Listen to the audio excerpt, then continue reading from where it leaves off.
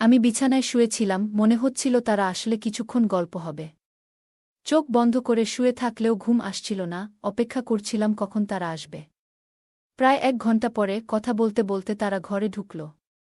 খালা মাকে বলল, তুই কি মাঝখানে শুবি? মা মৃদু হেসে বলল, না, তুই মাঝখানে শুয়ে পড়। কিছুক্ষণ পর মৃদু কণ্ঠে কেউ ডাকল, তুই কি ঘুমিয়ে পড়েছিস? আমি চুপচাপ রইলাম, আর কিছু না বলেই, আজকের গল্পটা অনেক বেশি স্পেশাল, তাই কেউ মিস করো না। দয়া করে গল্পগুলো ভালো লাগলে ভিডিওটি লাইক, শেয়ার এবং চ্যানেলটি সাবস্ক্রাইবই করো প্লিজ। আমার নাম কুনাল।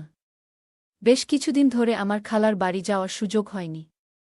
খালা মাঝে মাঝে ফোন করতেন, কিন্তু সেই সময় আমি আমার মাস্টার্স ডিগ্রির ফাইনাল পরীক্ষার প্রস্তুতিতে খুব ব্যস্ত ছিলাম।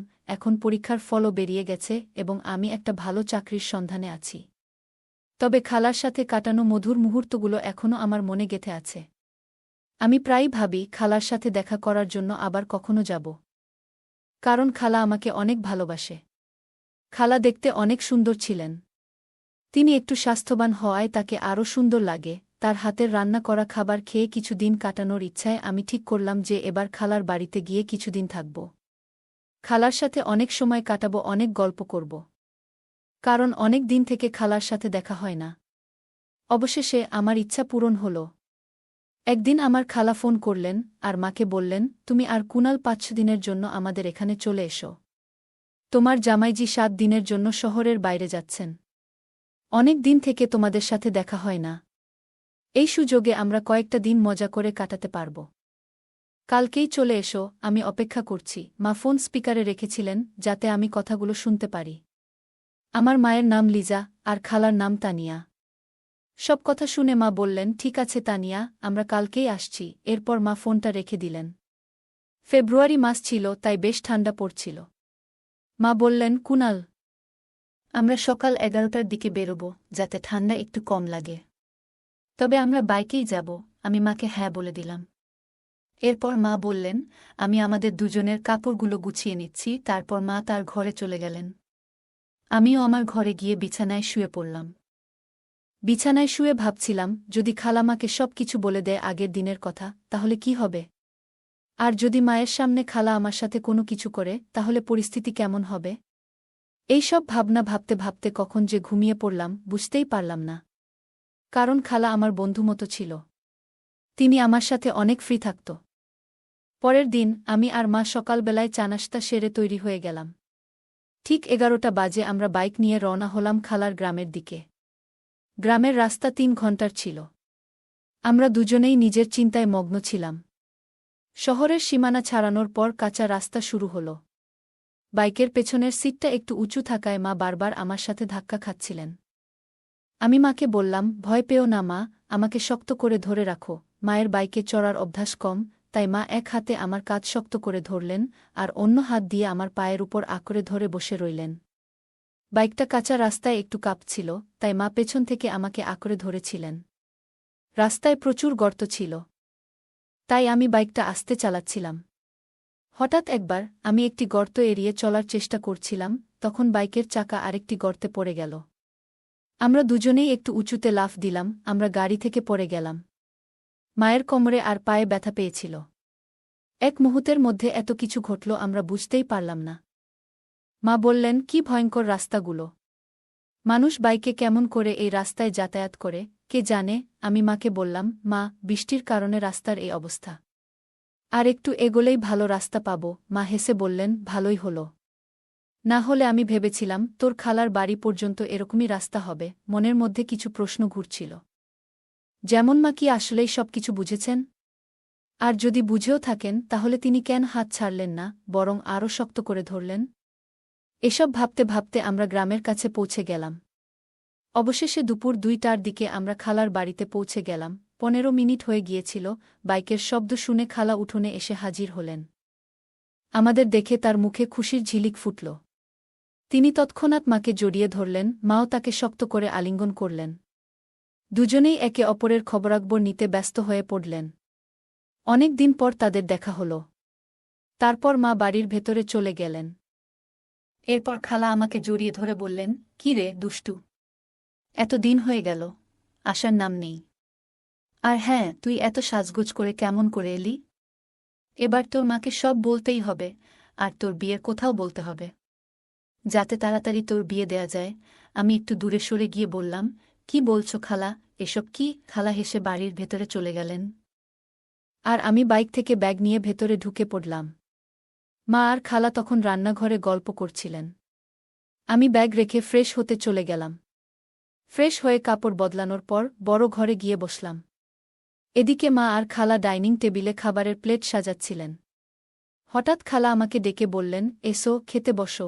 আমি তাদের সাথে বসে খাবার খেতে শুরু করলাম। খাওয়ার সময় বিভিন্ন বিষয় নিয়ে কথা হচ্ছিল। সবার সঙ্গে মজা করতে করতে খাওয়া শেষ হল। তখন মা বললেন, তানিয়া, কি বলবো তোকে? রাস্তা এতটাই খারাপ ছিল যে বাইকে ধাক্কা খেতে খেতে আমার কোমর আর শরীর ব্যথা হয়ে গেছে। পুরো শরীরটাই যেন ব্যথায় ভরে গেছে। এখন তুই কিছু কর, আমি বেশ অসুস্থ হয়ে পড়ছি। এ কথা শুনে খালা বললেন, কোনো চিন্তা করিস না, কুনাল খুব ভালো মালিশ করে। একবার আমারও শরীর খুব ব্যথা করছিল, তখন ওই আমাকে মালিশ করেছিল। তারপরে আমার পুরো শরীর একদম হালকা লাগছিল। এত কথা বলে খালা আমাকে চোখ মেরে বললেন, কুনাল, তোর মায়ের শরীরটা ব্যথা করছে, মালিশ করে দিস, পরে আরাম পাবে। আমি সম্মতি জানিয়ে ঘরে চলে গেলাম, কিন্তু মনে মনে একটা প্রশ্ন ঘুরতে লাগল, খালা কেন বললেন যে আমি ভালো মালিশ করি? সত্যিই কি তিনি মজা করছিলেন, না মায়ের সাথে আমার ঘনিষ্ঠতা বাড়াতে কিছু একটা পরিকল্পনা করছেন? খালার এই আচরণের পেছনে কি উদ্দেশ্য ছিল তা ভেবে আমার মধ্যে অস্থিরতা বাড়ছিল। খালা আর মা তখন রান্নাঘরে পরিষ্কার করছিলেন, আর আমি দূর থেকে তাদের দিকে নজর রাখছিলাম। তাদের দেখতে এবং তাদের দুজনের সৌন্দর্য একই রকম মনে হচ্ছিল। তারা ধীরে ধীরে কথা বলছিলেন, তবে আমি ঠিকভাবে কিছু শুনতে পারছিলাম না। কিন্তু কেন জানি না, মনে হচ্ছিল তারা আমার কথাই বলছিলেন। কিছুক্ষণ পর তারা দুজনেই রান্নাঘর থেকে বেরিয়ে এসে বড় ঘরে বসে পড়লেন। তখন বেলা 4টা বাজে। খালা বললেন, লিজা, তুই একটু কাপড় বদলে নে। গাউন এনেছিস? যদি না আনিস তাহলে আমারটা নে। তারপর এক গ্লাস পানি খেয়ে শুয়ে পড়। তারপর কুনাল তোর শরীরটা মালিশ করে দেবে, যাতে তোর শরীরের ব্যথা কমে যায়। এতটুকু বলেই তারা দুজনে শোবার ঘরে চলে গেলেন।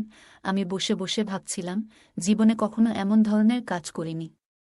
কিছুক্ষণ পর খালা রান্নাঘর থেকে একটা পাত্রে কিছু নিয়ে এসে বললেন, চল, সময় হয়েছে। আমি কিছু না বলে চুপচাপ তার পেছনে শোবার ঘরে গেলাম। সেখানে গিয়ে দেখি মা বিছানায় শুয়ে আছেন। মায়ের পা এবং শরীরে প্রচণ্ড ব্যথা ছিল, কারণ তিনি গাড়ি করে আসার সময় পড়ে গিয়েছিল। মাকে দেখে মনোযোগ দিয়ে তাকিয়ে রইলাম। হঠাৎ খেয়াল করলাম খালা আমার পাশে দাঁড়িয়ে আছেন। খালা হেসে বললেন, কি দেখছিস কুনাল?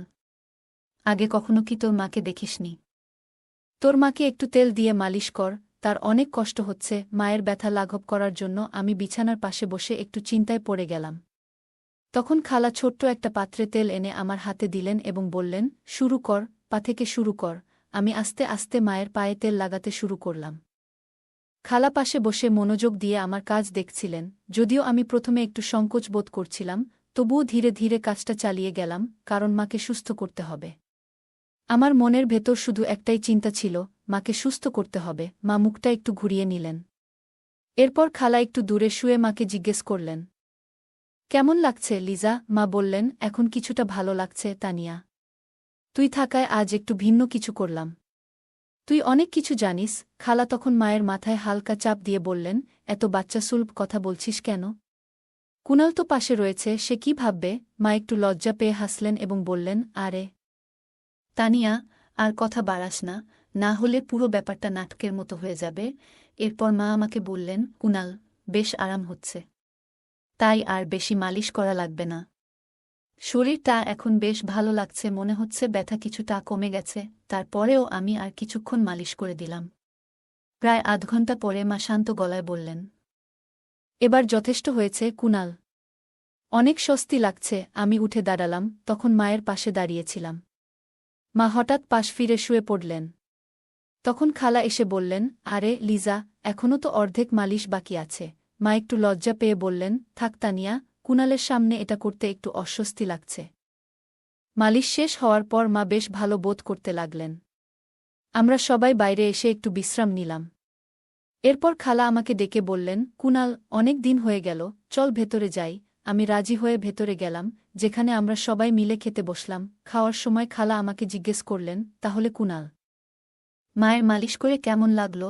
আমি হেসে বললাম, প্রথমে একটু অস্বস্তি হচ্ছিল, কিন্তু তোমার কথায় সাহস করে করলাম। খালা হেসে বললেন, দেখেছ, মা এখন অনেকটা ভালো আছে। আমি বললাম, হ্যাঁ, এটা তোমার কারণেই সম্ভব হয়েছে। খালা হেসে বললেন, তাহলে পরের বার আরও ভালোভাবে একটু মালিশ করে দিস, যাতে তার ব্যথা দ্রুত সেরে যায়, পারবি তো?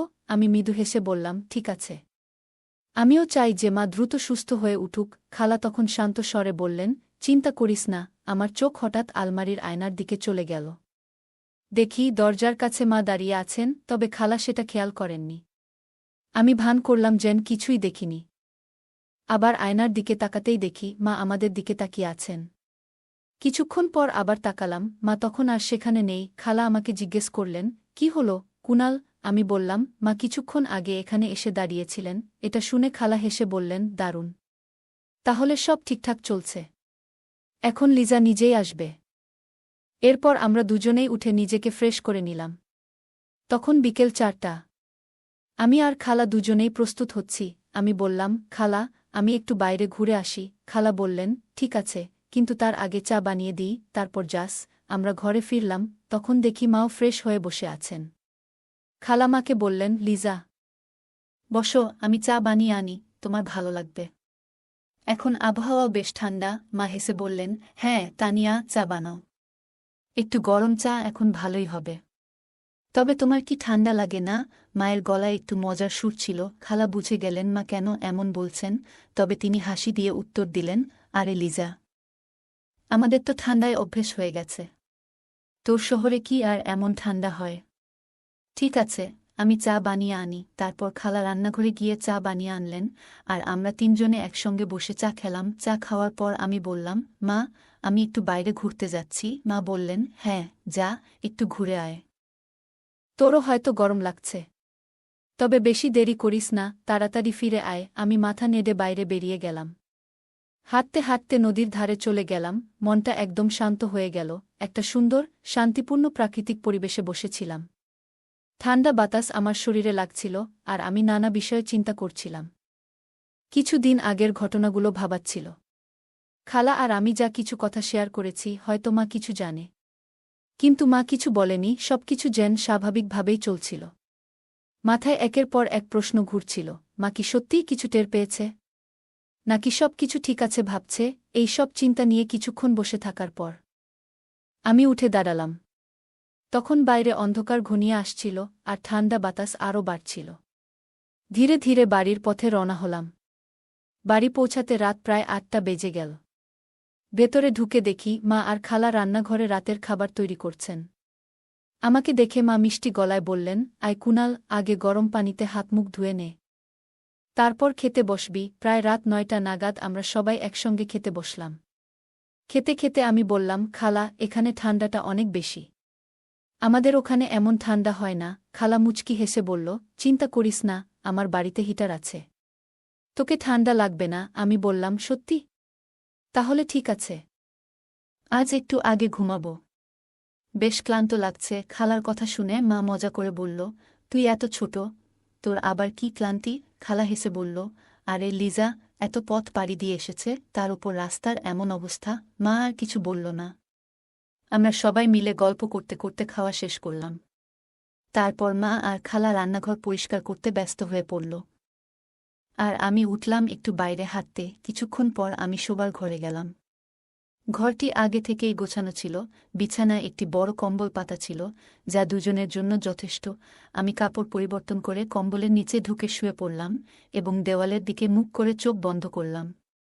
জানতাম অন্যরা রান্নার কাজ শেষ করে আসবে, তবে তখনও অনেক চিন্তা মাথায় ঘুরছিল। আমি বিছানায় শুয়েছিলাম, মনে হচ্ছিল যে তারা এলে গল্প হবে। যদিও চোখ বন্ধ করে শুয়েছিলাম, ঘুম আসছিল না। তাদের আসার জন্য অপেক্ষা করতে লাগলাম। প্রায় 1 ঘণ্টা পরে কথা বলতে বলতে তারা ঘরে ঢুকল। খালা মাকে বলল, তুই কি মাঝখানে শুবি? মা হেসে উত্তর দিল, না, তুই শুইস না মাঝখানে। এই কথোপকথন চলতে থাকল, আর আমি চুপচাপ শুয়ে রইলাম। আমি শুয়ে থাকার ভান করছিলাম, ওদের কথোপকথন শুনতে শুনতে। কিছুক্ষণ পর ঘরটা একদম শান্ত হয়ে গেল। আমি আস্তে করে কম্বল সরিয়ে দেখলাম ঘরের আলো নিভিয়ে দেওয়া হয়েছে। মনে একটু স্বস্তি পেলাম, কারণ সবাই ঘুমিয়ে পড়েছে মনে হল। প্রায় 2-0 মিনিট এভাবে কেটে গেল, কিন্তু কোনো আওয়াজ শুনতে পাচ্ছিলাম না। আমি একটু সরে গিয়ে অন্যদিকে মুখ করে শুয়ে পড়লাম, কারণ নানা চিন্তা মাথায় ঘুরছিল। ভাবছিলাম, আমার নড়াচড়া কেউ লক্ষ্য করল কি? মা কি কিছু বুঝতে পারছেন? সব কি ঠিক আছে? ঠিক তখনই একজন মৃদু কণ্ঠে ডাকল, তুই ঘুমিয়ে পড়েছিস? তার স্বরে স্নেহের পরশ ছিল। আমি চুপচাপ রইলাম, যেন ঘুমিয়ে আছি। কিন্তু ভেতরে ভেতরে অস্থিরতা বাড়ছিল। তারপর বলল, ভালো করে ঘুমিয়ে পড়, সকালে সব কথা হবে। তার কথায় মনে অনেকটা শান্তি এলো, এবং ধীরে ধীরে আমি ঘুমিয়ে পড়লাম। ঠিক তখন মা বললেন, এখন ঘুমিয়ে পড়ো, রাত অনেক হয়েছে। তার গলায় ক্লান্তির সুর ছিল। সবাই নিজের জায়গায় ফিরে গিয়ে শুয়ে পড়ল। মায়ের কণ্ঠে এমন কিছু ছিল যা আমাকে মানসিকভাবে শান্ত করেছিল। কিছুক্ষণ শুয়ে থেকে অবশেষে ঘুমিয়ে পড়লাম। সকালে ঘুম ভেঙে দেখি মা আগেই উঠেছেন। তিনি রান্নাঘরে চা তৈরি করছিলেন, আর পাশে অন্যজন বসেছিলেন। ঘরের পরিবেশটা একটু অন্যরকম লাগছিল। মা আমাকে দেখে মৃদু হেসে বললেন, চা খাবে? আমি মাথা নেড়ে সম্মতি জানালাম। তার হাসিতে ছিল অভিজ্ঞতা ও মমতা, যেন তিনি পুরো পরিস্থিতি বুঝে শান্তভাবে সবকিছু সামলাচ্ছেন। আমরা বেশ কয়েকদিন খালার বাড়িতে থাকলাম। খালার সাথে আমি আর মা অনেক হাসি ঠাট্টার মধ্যে দিন কাটিয়েছিলাম। অনেক জায়গায় ঘুরতেও গিয়েছিলাম। কিছুক্ষণ পরে মা খালার দিকে তাকিয়ে বললেন, আচ্ছা তানিয়া, আমাদের এখন চলে যাওয়া উচিত, অনেক কাজ বাকি আছে বাড়িতে। মা আর আমি যখন খালার বাড়ি থেকে বের হচ্ছিলাম, খালা হেসে বললেন, ঠিক আছে, তোমরা যাও। আমার স্বামীরও আসার সময় হয়েছে। বিদায়ের মুহূর্তে পুরো পরিবেশটা হালকা হয়ে গেল। আমি অনুভব করলাম মা কিছু না বলেও সবকিছু সুন্দরভাবে সামলে নিয়েছেন। মা আমার দিকে তাকিয়ে শান্ত স্বরে বললেন, কুনাল, জীবনে সবকিছুর একটা সীমা থাকে, আর সঠিক ভুলের পার্থক্য করা গুরুত্বপূর্ণ। তার কথাগুলো আমার মনে গভীরভাবে ছাপ ফেলল। সেই মুহূর্তে আমি সিদ্ধান্ত নিলাম, জীবনের প্রতি আমার দৃষ্টিভঙ্গি পরিবর্তন করব এবং নতুনভাবে জীবন শুরু করব। মায়ের ধৈর্যশীল ও শান্ত আচরণ আমাকে এমন এক শিক্ষা দিল, যা অন্যভাবে উপলব্ধি করা সম্ভব ছিল না। খালার বাড়ি থেকে বিদায় নিয়ে আমি মনে মনে প্রতিজ্ঞা করলাম যে আমার চিন্তাভাবনা ও কাজকে সঠিক পথে পরিচালিত করব। মায়ের স্নেহ, তার মনের গভীরতা এবং তার বলিষ্ঠ চিন্তাশক্তি আমাকে জীবনের নতুন দিশা দেখিয়েছে। আমি এখন ভবিষ্যতের দিকে আরও আত্মবিশ্বাস ও আশার সঙ্গে এগিয়ে যেতে প্রস্তুত। তার কিছুদিন পর আমার একটি ভালো চাকরি হয়। এখন আমি সব চিন্তা বাদ দিয়ে মন দিয়ে চাকরি করতে থাকি, আর আমার পরিবারের সব দায়িত্ব নেই। এখন আমার মা অনেক খুশি আমার উপর। গল্পটা কেমন লাগলো জানাতে ভুলবে না। আরও মজার মজার রোমান্টিক গল্প শুনতে চাইলে ভিডিওটি লাইক, শেয়ার এবং চ্যানেলটি সাবস্ক্রাইব করতে এবং বেল আইকনটি ক্লিক করতে ভুলবে না। ধন্যবাদ।